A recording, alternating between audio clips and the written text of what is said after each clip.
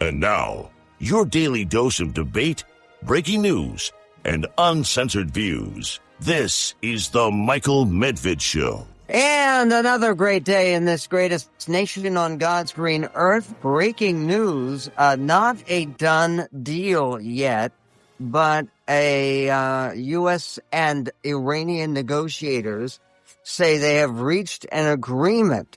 Not a deal, but an agreement. Well, why is it just an agreement and not a deal? Because it's a 60-day Memorandum of Understanding, an MOU. The Memorandum of Understanding would extend the ceasefire, not much of a ceasefire if you read the news, and launch negotiations on Iran's nuclear program. But that was the whole point, was Iran's nuclear program, right? President Trump has yet to give his final approval.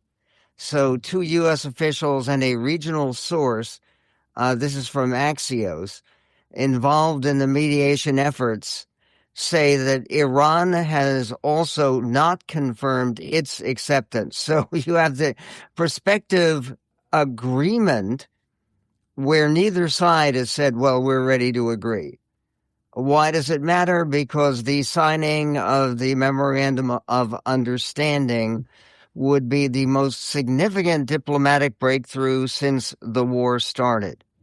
But a final agreement that tackles Trump's nuclear demands would still require further intense negotiations. Quote, this is an agreement to get everybody to the table. No wonder there's so much excitement about it. We will work out the details in the negotiations, one of the U.S. officials said behind the scenes. A U.S. official and other officials have said that terms of the deal were mostly agreed to as of Tuesday of this week, but both sides still needed approval from senior leadership. Now, senior leadership in the United States means what? Who? It means President Trump. The U.S. officials claim that the Iranians later came back and said they had the necessary approvals and were ready to sign. Iran has not confirmed that. The U.S. negotiators briefed Trump on the details of the final deal, but he said he could not immediately sign off. The president relayed to the mediators that he wants a couple of days to think about it. Usually when he talks about a period of time, he talks about 2 weeks. In about 2 weeks, we'll get this done. Is this going to happen before 2 weeks, after 2 weeks, after 60 days, or never? Nobody knows. And it is uncertain and unreal. It's also uncertain. One of the huge controversies that may emerge is a brand new bill that will be printed by our government. It's a $250 bill that may be illegal, but we'll see about it. First of all, who wants a $250 bill? It's just as a correct collector's item. It's going to feature the president's portrait, according to 4 current and former employees, in what would be the first appearance of a living person on U.S. currency in more than 150 years. And by the way, 150 years ago, who was it? It was a clerk who, through dishonesty and illegality, got his face briefly on currency, but it wasn't appropriate then, and it may not be appropriate now. Hillary Clinton responded on X.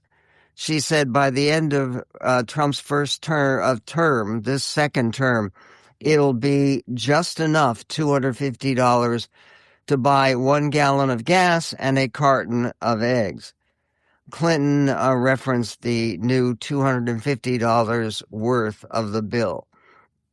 The idea that this may have to go up to the Supreme Court to be decided, and the key issue one of them not having Trump's signature on our currency. That's already in the works. But this would actually have his picture. And who would be on the other side of the bill, the $250 bill? Betsy Ross. No, I'm not kidding. They're serious about Betsy Ross. They're not even sure what Betsy Ross looked like. And she is basically known for only one thing, which is putting together the American flag. Now, she fits perfectly with Donald Trump on our new currency. We shall see. Meanwhile, the Justice Department has launched a criminal investigation into E. Jean Carroll, the former magazine columnist who accused President Trump of sexual assault. Remember, that was the story of what allegedly occurred in a dressing room at a New York department store. And the question about her telling the truth on this, the jury did not believe there was enough evidence to convict President Trump of rape, but they did believe that he had committed sexual assault. The new investigation focuses on whether E. Jean Carroll ever committed perjury in testimony related to her 2 civil lawsuits against the president. In other words, she will be facing criminal charges. The president, who the previous juries found committed sexual assault, was just involved in civil lawsuits. Complicated, right? Juries previously awarded Carroll, E. Jean Carroll, some $80 million in damages, which Trump is appealing. Is it appropriate for the Justice Department to be launching a full investigation on E. Jean Carroll for her illegality in the midst of these civil actions that are still going on between her and Trump? It's of very, very dubious appropriateness. Also breaking, the PCE inflation, which is the Fed's preferred inflation measure, roll at an annual rate of 3.8% last month, the Commerce Department reported this morning. That's up from 3.5% in March and 2.8% back in February, marking the highest level in 3 years. Does that indicate the existence of a golden age? No, not definitively. There is also Reuters is reporting on an order that directs federal agencies to compile state-by-state citizenship lists for voter eligibility checks. The judge says that the Democrats' challenge to this order was premature, says they can seek another injunction later. Democrats warn federal data may wrongly exclude eligible voters due to errors or outdated information. And then there is this, that a U.S. judge today declined to immediately block President Donald Trump's executive order tightening rules on mail-in voting, but left the door open for the Democratic Party to challenge it again after the administration takes further steps to implement the measure. The problem here is that voting eligibility, or the way that you vote, is supposed to be a statewide right to decide, not the right of the White House or the federal government. We will get back to that and to more. E.J. Dionne, nationally syndicated columnist, will be joining us on the great political realignment. What is going on behind the scenes? We'll get to that and more, all coming up on the Medved Show. And on the Michael Medved Show, there is more breaking news about the excursion, that's what President Trump likes to call it, in Iran. It's actually not in Iran. It's on Iran, however. CNN is reporting fresh strikes. Iran's Islamic Revolutionary Guard Corps launched an attack targeting an American airbase they say was the source of U.S. strikes on Iranian targets hours before. The U.S. strikes targeted Iranian drones and a launch site around the Strait of Hormuz. Where else? That according to a U.S. official. And President Trump has said that he won't be rushed into a deal. That's his phrase, warning that Iran's efforts to outlast him won't work because he doesn't care about the midterms. The White House dismissed Iranian state media reports that a memorandum of understanding being negotiated would lift the U.S. blockade of Iranian ports in exchange for reopening the Strait of Hormuz. Meanwhile, there's a detailed article in the Washington Post that says that in the midst of what is supposed to be a ceasefire, and there's been a ceasefire that's been going on for weeks now, the United States and Iran attacked each other's military facilities overnight. This is in tit-for-tat strikes that tested the country's fragile truce, and their ongoing negotiations over a broader peace deal. No deal.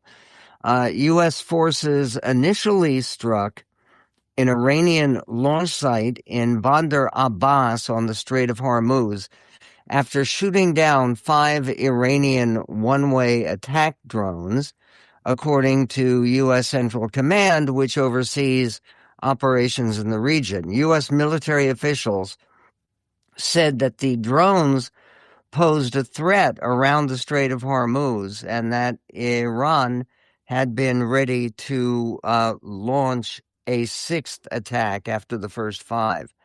Iran's Islamic Revolutionary Guard Corps said this morning that it retaliated by firing at a U.S. airbase in Kuwait, where it said the attack on Badr Abbas had originated.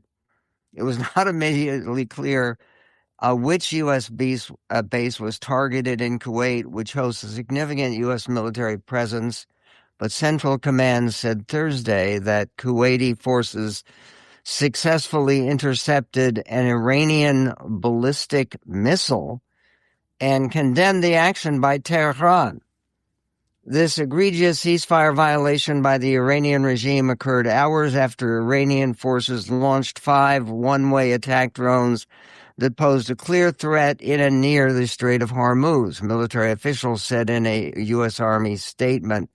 The U.S. Central Command and regional partners remain vigilant, they said, and measured as we continue to defend our forces and interests from unjustified Iranian aggression.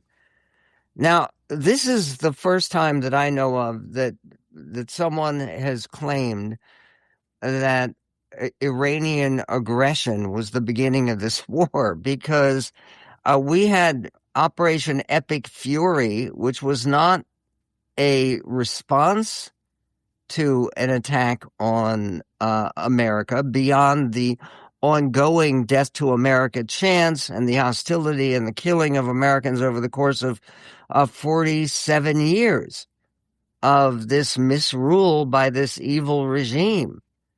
But the idea that this violation of the ceasefire represented Iranian aggression, that's not the way the story seems to have been told, at least to the public. This response, said the U.S. Actually, no, this response, said the IRGC, the Iranian Revolutionary Guard Corps, this response is a serious warning so that the enemy, America, knows aggression will not go unanswered. If repeated, our response will be more decisive, said the Iranians. Responsibility for the consequences lies with the aggressor. And President Trump was asked at his cabinet meeting yesterday, which we covered, he was asked about whether he had confidence that he had the maximum negotiating power with Iran and did not feel pressure to make a deal. Quote, "We've been doing this for a few months. Vietnam lasted 19 years, said President Trump. Korea lasted 8 years. Afghanistan lasted many years, Trump said when asked about the time frame for ending the war. Earlier in the meeting, he said they were all many, many, many years. We've been into it for just a few months. Referencing such long unpopular foreign wars may not necessarily help Trump, said the Washington Post, who is facing rising discontent among Americans, including over high gasoline prices less than 6 months before the midterm elections. So what does all this mean, and where is it going? In the absence of a controversial deal, a comprehensive deal with Iran, certainly it'll be controversial. The effective closure of the Strait of Hormuz in recent months has caused a global spike in the price of oil and significantly driven up gasoline prices in the United States. We all know that. After the overnight strikes, oil prices climbed again, with the price of Brent crude futures rising more than 2% to nearly $97 per barrel. That's still somewhat less than what it has been. Global oil stockpiles have been declining as shipments through the strait remain largely blocked. The Trump administration has expressed fury.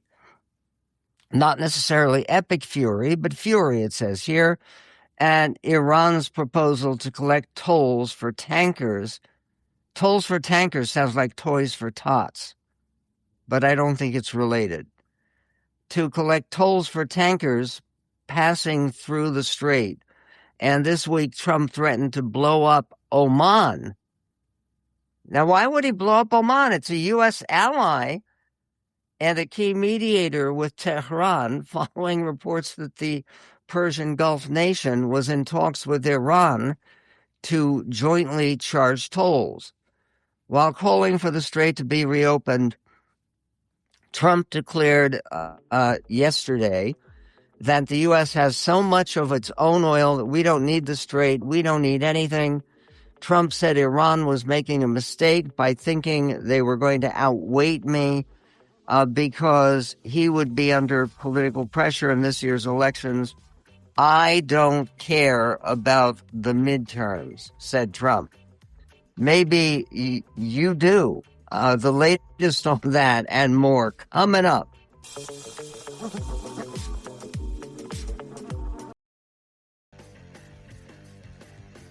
And on the Michael Medved Show, is there a deal pending? Is there a memorandum of understanding? What is the status of everything?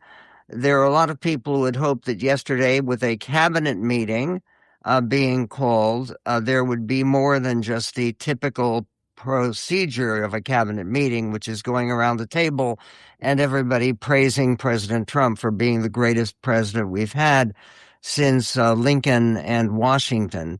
So here we have number 47 is like the number 16th president, the first president. And yes, all of that took place, but there was nothing to really clarify what the United States intended to do and how we were going to reopen the Strait of Hormuz. Because President Trump did say at the cabinet meeting that it's important for the Strait of Hormuz to be open to everybody, including Iran, including the United States and our allies. This is clip 11, Trump's declaration at his cabinet meeting yesterday. Listen. The strait's going to be open to everybody. And who would control it? It's international waters. Nobody's going to control it. We're going to watch over it. We'll watch over it, but nobody's going to control it. That's part of the negotiation that we have. They would like to control it. Nobody's going to control it. It's international waters, and Oman will behave just like everybody else, so we'll have to blow them up. They understand that. They'll be fine. they'll be fine because otherwise we're going to blow them up. How many times has he threatened to blow up, destroy, obliterate? We did it with Operation Midnight Hammer. We supposedly obliterated the Iranian nuclear program. That was a year ago. That was back in June of last year. Meanwhile, Marco Rubio tried to put a more diplomatic form or shape or opinion or perspective on what is going on. By the way, when he talks about blowing up Oman, Oman is considered a strategic U.S. ally and a very important partner in the Middle East, though it has traditionally maintained a policy of active neutrality so that it can play a role in mediating regional conflicts. And it's one of the nations that we're threatening to blow up is one of the nations that's trying to mediate this dispute between Iran and the United States. The U.S. and Oman have long maintained, they are reporting in the press generally, a strong defense cooperation with Oman providing the U.S. military access to its airfields and ports. So it comes as news that President Trump says we may have to just blow them up. Marco Rubio on Iran. Here is the diplomatic point of view from the Secretary of State, clip 10. Bottom line is Iran's never going to have a nuclear weapon. And if recent events have done anything, is just remind us once again that they are the world's leading sponsor of terrorism. And they can never have a nuclear weapon. Now, the president's preference, each president, your preference is told us repeatedly, is always to negotiate these things and to figure out if you can have agreements. Diplomacy is always the first option. And we continue to work on that through your envoys, Mr. Woodcock and Kushner and others, the vice president, who've been very involved. And if there's an agreement to be made, we want that to be made. I think there's been some progress and some interest, and we'll see over the next few hours and days whether progress could be made. I just want to remind everybody, Mr. President, you know this well, do you have other options available to you if that doesn't work? But the bottom line is that we prefer the negotiated diplomatic route, and we're going to give it every chance to succeed. I know you're giving it every chance to succeed, Mr. President. But here's the bottom line, because I keep getting asked, what is this all about? It's very simple. Iran and these people in charge of Iran can never have a nuclear weapon, and they will never have a nuclear weapon, and they most certainly will not have one as long as you're president of the United States. Okay, as long as you're president of the United States. In other words, you just have to watch the clock until the end of Trump's term, 2.5 years from now. Again, the situation not particularly promising. And there was also Anderson Cooper commenting on CNN on Trump's latest threat to blow up our ally, our crucial Middle Eastern ally in Oman. And yes, we have work with the Saudis, who are our allies, through the United Arab Emirates, the UAE, which are our allies, but Oman counts in that group as well. Here is Anderson Cooper, clip 13. Oman will behave just like everybody else, so we'll have to blow them up. They understand that. They'll be fine. Again, Oman is an ally, gives access to air bases and a port to American forces. And if you think the president's statement about blowing up Oman was a slip of the tongue, the State Department posted that clip with the president making the threat on social media not long after he said it. As for Iran, it says 23 vessels passed through the Strait of Hormuz over the last 24 hours. That's under what it calls its security protection, according to Iranian state-sponsored media, with, quote, hostile vessels still not allowed. Okay, what's so amazing about this entire situation that we have right now, it's hard to try to describe what is going on as a stalemate or a ceasefire, because it's not really a ceasefire. They have fired at least 5 drone attacks on U.S. Forces. And again, part of what the Iranians are demanding for any kind of agreement is the removal of American power from that corner of the world.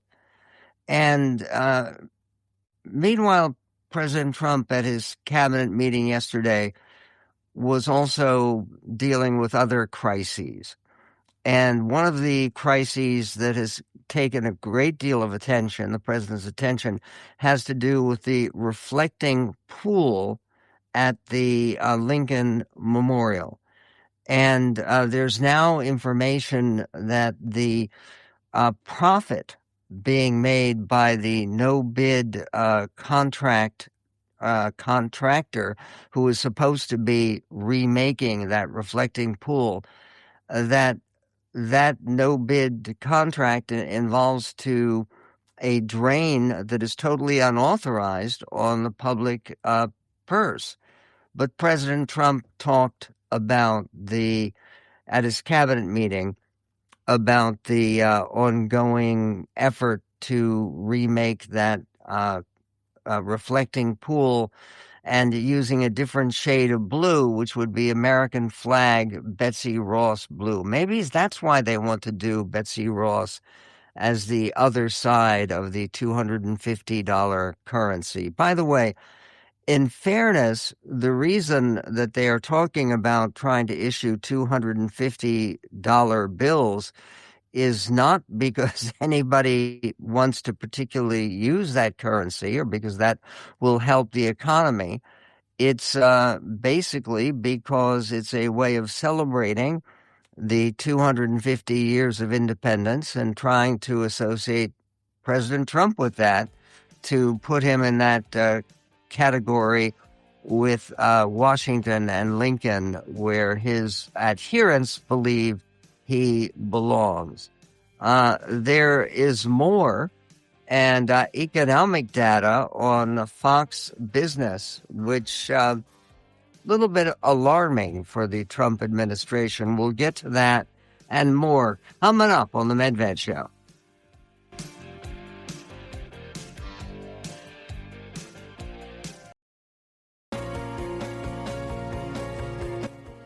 And on the Michael Medved Show, we're coming up to Flag Day, and Flag Day is something else in the United States. It's also the 80th birthday this year.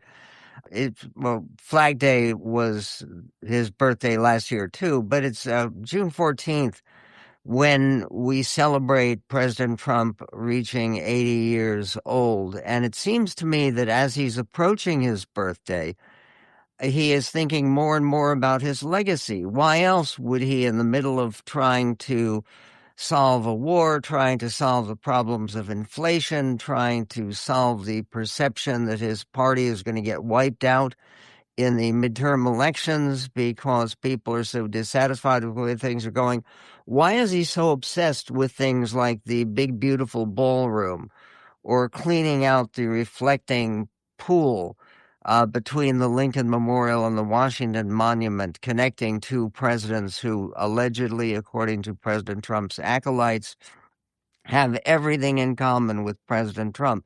He's concerned coming up to his birthday, and he also talks about his acing the cognitive tests that he was given recently at Walter Reed Medical Center. All of that seems to be aiming President Trump toward serious consideration of what his position in history is going to be. It's also why he cares so deeply, so profoundly about that Nobel Peace Prize, and not so much talk about that recently, because no, this is not one of those fictional wars, 8 wars that he can solve.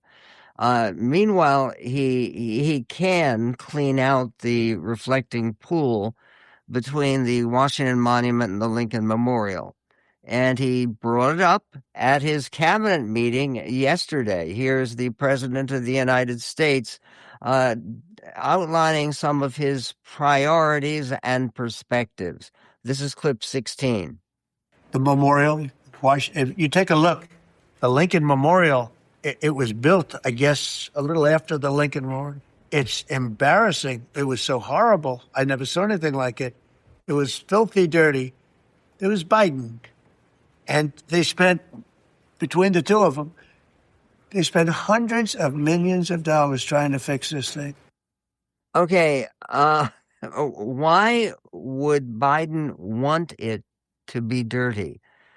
And blaming Biden on what he considers to be a filthy, dirty pool when Biden's presidency ended almost, what is it? It's almost 2 years ago.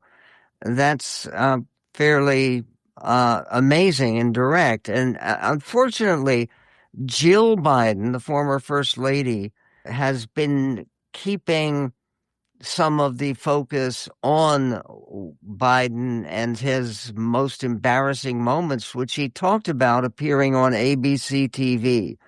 Here is what she said about her reaction to what many people consider the darkest day of the Biden presidency, the day that he was debating President Trump and didn't seem to know where he was or what was going on. This is the former First Lady talking about her own recollections of that dark day. This is clip 19.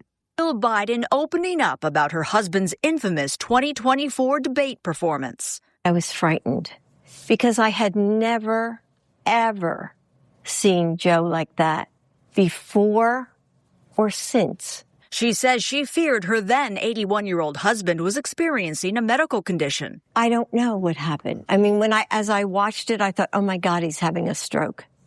And it scared me to death. During the debate, Biden often paused, stuttered, and spoke incoherently. Making sure that we're able to make every single solitary person eligible for what I've been able to do with the COVID. With dealing with everything we have to do with. Look, if we finally beat Medicare.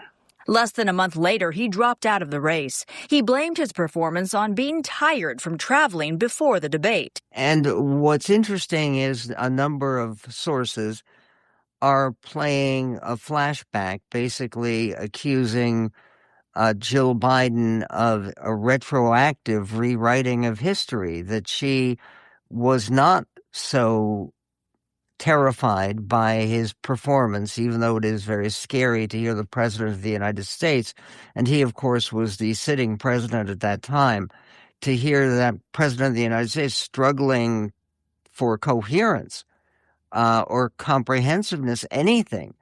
And they played flashbacks of Jill Biden congratulating her president, her husband, on his performance immediately after the debate, some of which you just heard. This is a flashback of Jill Biden's reaction, clip 9. Joe, you did such a great job. You answered every question. You knew all the facts. And let me ask the crowd, what did Trump do? Why? Trump did have some, you may remember some of his focus in both debates in which he participated, including the one with Kamala Harris. He focused on the allegations of Springfield, Ohio, eating the dogs and cats. There was all kinds of negativity like that. And of course, you could understand that Jill Biden would want to back up her husband even at his darkest moments.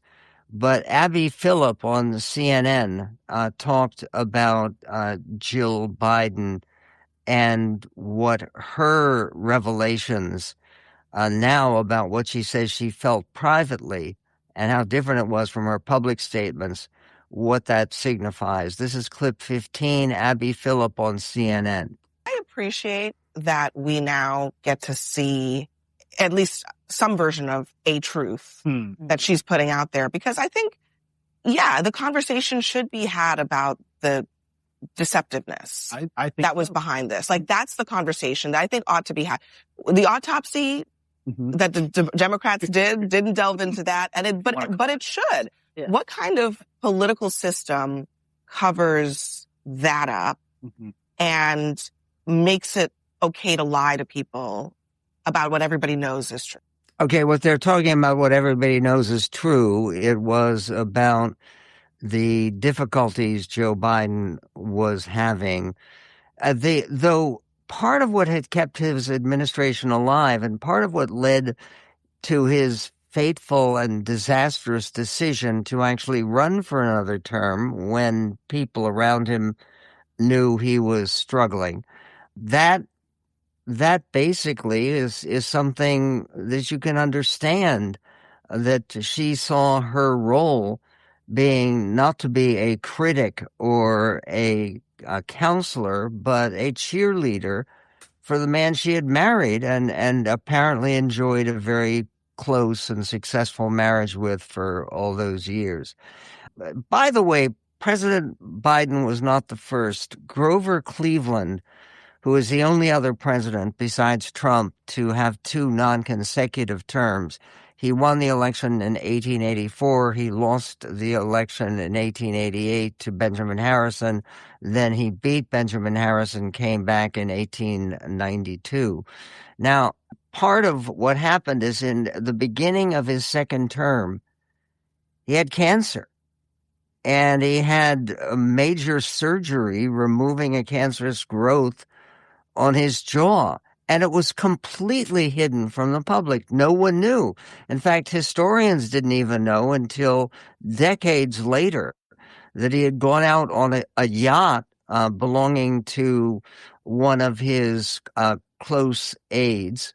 And they had performed this secret surgery, taking out some of his teeth and some of his gums and taking out part of his mouth. Nobody knew. Complete secret. Nobody is saying that because Grover Cleveland did it, it's okay in this media era to do it. It isn't. But there is more about wives defending their husbands in public. Katie Miller, the wife of Stephen Miller, was on Fox News defending her husband's good looks. No, this is not a joke. It is coming up, however. We will cover that and the political realignment that E.J. Dionne sees in this republic, which remains this greatest nation on God's green earth.